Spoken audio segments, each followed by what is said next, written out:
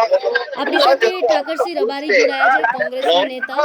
ઠાકરસિંહભાઈ, ભાજપ પ્રદેશ પ્રમુખ દ્વારા જે નિવેદન આપવામાં આવ્યું હતું, ટિપ્પણી કરવામાં આવી હતી સાંસદ ગેનીબેનને લઈને, તેના બાદ કોંગ્રેસના કાર્યકર્તાઓ, નેતાઓ દ્વારા આખી જે રેલીઓ કાઢવામાં આવી હતી, વિરોધ પ્રદર્શન કરાયું હતું, અને તેના બાદ કોંગ્રેસના નેતાઓ પર ફરિયાદો પણ દાખલ થઈ છે. આખા સમગ્ર મુદ્દાને લઈને શું કહેશો ઠાકરસિંહભાઈ? આમાં તમે જો, એ લોકો ભાન ભૂલે છે. બેફામ વાણી વર્તન પ્રદેશના નેતૃત્વે આવું ના કરવું જોઈએ, જેની જવાબદારી પ્રદેશ પ્રમુખ તરીકેની હોય રૂલિંગ પાર્ટી. તો પછી એમને એ જે જગ્યાએથી પાલનપુરથી બોલતા હતા, પાલનપુર તાલુકા પંચાયતમાં 23 સીટો સાથે બહુમતીથી કોંગ્રેસ પાર્ટીની છે.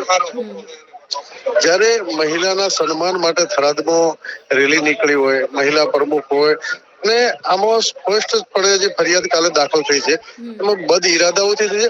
સિદ્ધરાજસિંહ, જ્યારે આ ગીતાબેન મહિલા પ્રમુખ અને પોલીસ વચ્ચે રકઝક થાય છે, ત્યારે સિદ્ધરાજસિંહ ચૌહાણ કે છે જ નહીં હાજરમાં, નથી પ્રધાનજી હાજરમાં. માત્ર ને માત્ર આ રીતે કોઈ લડાઈ લડે સાચી બાબતે ગાંધી ચિંધ્યા માર્ગે, ત્યારે ફરીથી આવી ન લડે, બીજા કાર્યકરો ડરી જાય, એ ડરાવા ધમકાવવા માટે, આ લોકશાહી ખતમ કરવા માટે આ 3 લોકો માટે જે કોંગ્રેસના કાર્યકરો આગેવાનો પર ફરિયાદ કરી છે, એ ક્યારેય પ્રજા સહન નહીં કરી શકે. આવી હજારો ફરિયાદો કરે તો પણ કોંગ્રેસ પાર્ટી લડવાની છે.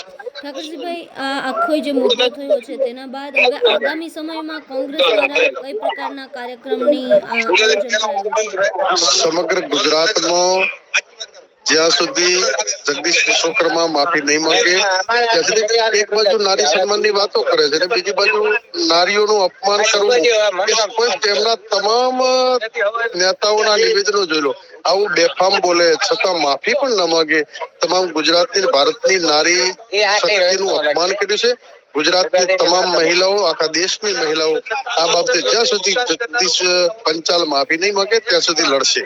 ઠાકરસિંહભાઈ, આ સમગ્ર મુદ્દાને લઈને કોંગ્રેસ દ્વારા આટલો વિરોધ કરવામાં આવ્યો છે, છતાંય ભારતીય જનતા પાર્ટી તરફથી કે પછી પ્રદેશ પ્રમુખ જગદીશભાઈ વિશ્વકર્મા તરફથી કોઈ પ્રકારના નિવેદન સામે નથી આવ્યા. શું કહેશો? એ લોકોને વારંવાર મહિલાઓના અપમાનથી ટેવાયેલા છે. એમની વિચારધારા ગોડસેની વિચારધારા છે.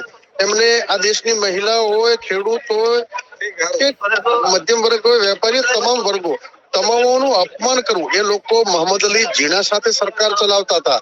દેશ જયારે આઝાદી માંગી રહ્યો હતો ત્યારે આ લોકો અંગ્રેજોની દલાલી કરતા હતા. એટલે એમને દેશની કે મહિલાઓની ચિંતા ના હોય.